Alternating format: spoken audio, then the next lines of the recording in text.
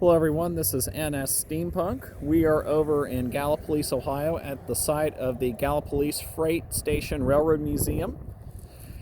Here on display here we have an example of a Fireless Cooker locomotive along with an array of other railroad equipment on display here.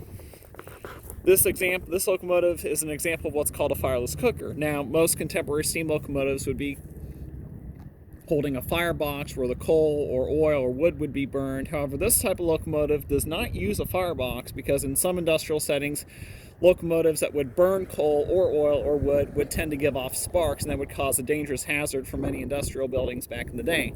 So with the invention of the Fireless Cooker, this locomotive would run on steam, but as soon as steam run out, the locomotive would go to a stationary boiler to charge back up, kind of like a battery almost. Another good name for this locomotive, what's called a thermos bottle. So as you can see, these are the drive wheels. This is an 040 wheel arrangement. Right up here is the inside of the cab. As you can see, this is the back of the boiler. But as you notice, there's no firebox door on board. Got your power reverser on the side. And then this is the back of the locomotive. So folks, this is how the name Fireless Cooker came to be, because this locomotive did not have a firebox. And that, in turn, would promote the safety for many industrial buildings where sparks could be hazardous back in the day.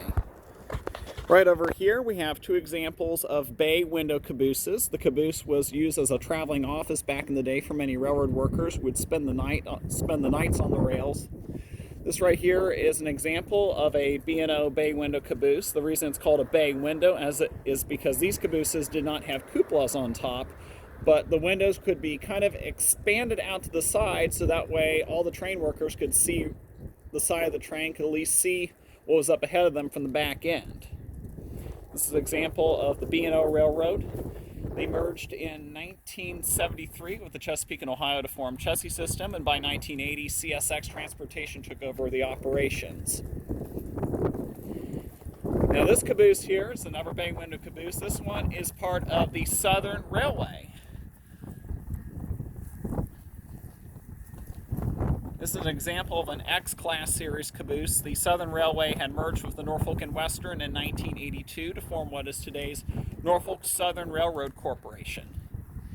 Then on the left here, we have an example of what's called a boxcar. This would be a freight car that could carry heavy merchandise, heavy freight loads, including furniture, heavy machinery, and lots of other stuff.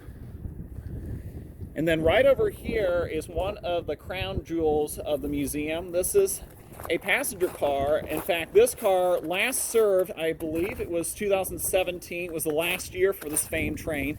This car was part of the Ringling Brothers Circus train back in the day.